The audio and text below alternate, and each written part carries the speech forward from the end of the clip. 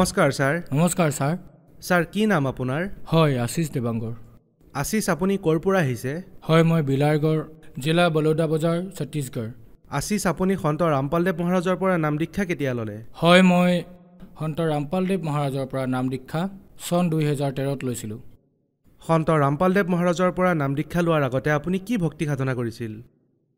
সন্ত ৰামপালদেৱ মহাৰাজৰ পৰা নাম দীক্ষা লোৱাৰ আগতে মই দেৱী দুৰ্গাৰ ভক্তিত লীন আছিলোঁ। মই আনকি দেৱী দুৰ্গাৰ মাত কাণেৰে শুনা পাইছিলোঁ। তেন্তে কি কাৰণে আপুনি সন্ত ৰামপালদেৱ মহাৰাজৰ শৰণলৈ আহিলে? হয়, মই আগৰ ভক্তি কৰিও নিচাত ইমান লীন আছিলোঁ। দিনে ৰাতিয়ে মদৰ নিচাত, চিগাৰেট, গুটকা, আনকি ভাং খোৱাৰো অভ্যাস হৈ গৈছিলে।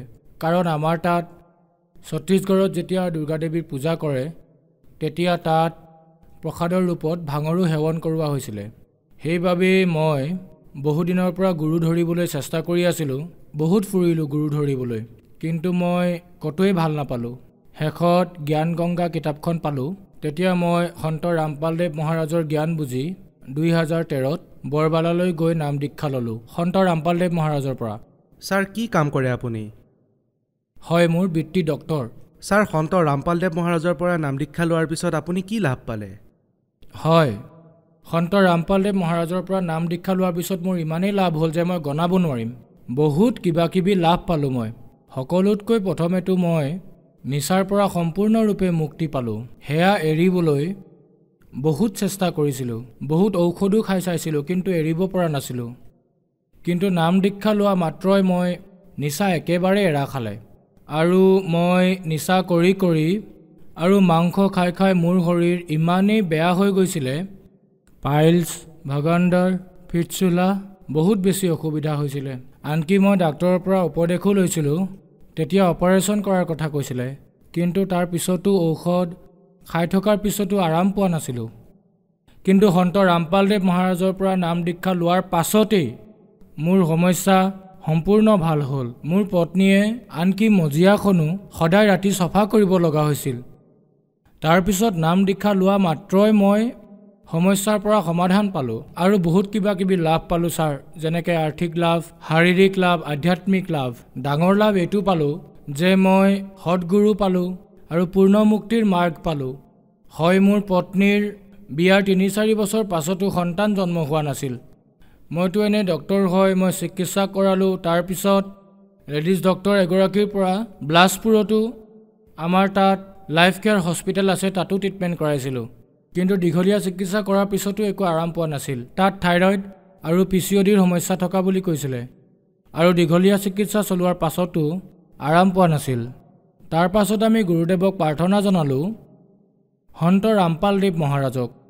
প্ৰাৰ্থনা জনোৱা মাত্ৰেই সেই মাহতে বহুত আশ্চৰ্যজনকভাৱে সেই মাহতে তেওঁ গৰ্ভৱতী হ'ল আৰু 9 নম্বৰ মাহত সন্তান জন্মিল। আৰু ভগৱান পৰমাত্মা সন্ত ৰামপালদেৱ মহাৰাজৰ দয়াত মোৰ 2 বছৰ 2-3 মাহৰ কেঁচুৱা আছে। এয়া চাওক, থাইৰইডৰ ৰিপৰ্ট আৰু গৰ্ভতো প্ৰব্লেম আছিল ছাৰ। এই সমস্যাৰ বাবে দীঘলীয়া চিকিৎসা কৰাৰ পাছতো সমাধান পোৱা নাছিল ছাৰ। এয়া ছাৰ, ছ'ন'গ্ৰাফিত ভ্ৰূণৰ সৃষ্টি হোৱা নাছিলে। বহুত সমস্যা আছিল। ঔষধ খোৱাৰ পাছতো ভাল পোৱা নাছিলে। তাৰপিছত আমি সন্ত ৰামপালদেৱ মহাৰাজক প্ৰাৰ্থনা জনালোঁ। তাৰ পাছত লাভ পালোঁ ছাৰ, আৰু এতিয়া 2-2.5 বছৰীয়া সন্তানো আছে মোৰ। আৰু বহুত লাভ পাইছোঁ ছাৰ, কিমান গণাম, শেষ নহ'ব। আপোনাৰ সময় শেষ হৈ যাব আৰু কওঁতে কওঁতে ময়ো ভাগৰি পৰিম ছাৰ। ছাৰ, আপোনাৰ বৃত্তি ডক্তৰ। আপুনি এই কথাবোৰ ভালদৰেই জানে। হাজাৰত নহয় লাখৰ সংখ্যাত য'ত মেডিকেল ছায়েন্সে যিবোৰ বেমাৰক ৰিজেক্ট কৰি দিয়ে, যিবোৰ মানুহক ৰিজেক্ট কৰি দিয়ে, তেওঁলোকে সন্ত ৰামপালদেৱ মহাৰাজৰ পৰা নাম দীক্ষা লয় আৰু সুস্থ হৈ যায়। ডক্তৰেও কৈ দিয়ে যে আপোনাৰ এতিয়া আৰু চিকিৎসা নহ'ব, এতিয়া ভগৱানেহে বচাব। তেওঁলোকক সন্ত ৰামপালদেৱ মহাৰাজে ঠিক কৰি দিয়ে। গতিকে ছাৰ, এইটো কেনেকৈ সম্ভৱ হ'ব পাৰে? আপুনিতো এজন ডক্তৰ। তেওঁ কিবা ঔষধ দিয়েনে? তেওঁৰ লগত কি আছেনো যে সকলো ঠাইতে হাৰি যোৱাৰ পিছতো সন্ত ৰামপালদেৱ মহাৰাজে ঠিক কৰি দিয়ে? ছাৰ, কথাটো এনেকুৱা হয় যে এইটো এটা ট্ৰু স্পিৰিচুৱেল নলেজ হয়। আৰু এই যে গুৰু সন্ত ৰামপালদেৱ মহাৰাজ সকলো বেদ, কোৰাণ, পুৰাণ, বাইবেল সকলো সৎগ্ৰন্থ দেখুৱাই কয় যে প্ৰকৃততে পৰমাত্মা কোন হয়। আৰু কি প্ৰকাৰে ভক্তি কৰিলে আমি লাভ পাম সেই আধাৰতে সকলো লাভ হয় ছাৰ।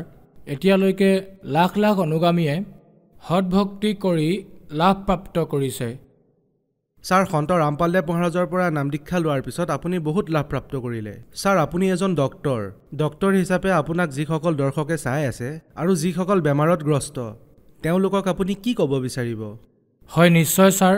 সন্ত ৰামপালদেৱ মহাৰাজৰ পৰা নাম দীক্ষা লোৱাৰ মাত্ৰেই আৰু নিয়ম অনুসাৰে ভক্তি কৰিলে ডাঙৰতকৈ ডাঙৰ বেমাৰ যেনে কেঞ্চাৰ, ব্লাড কেঞ্চাৰ, এইডছৰ দৰে বেমাৰ, যিকোনোৱেই ডাঙৰ বেমাৰ নহওক কিয় সকলো ভাল হ'ব পাৰে ছাৰ।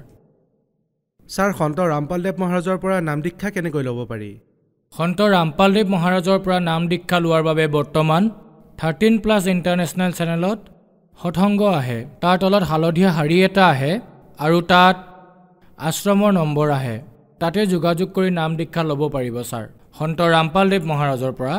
আনকি এতিয়া ইউটিউবো আছে আৰু বহুত কিবা কিবি আছে, যেনে ছ'চিয়েল মিডিয়া নেটৱৰ্কতো চাৰ্চ কৰি আপুনি নাম দীক্ষা লোৱাৰ অপশ্যনো পাব ছাৰ। ধন্যবাদ ছাৰ। Okay sir.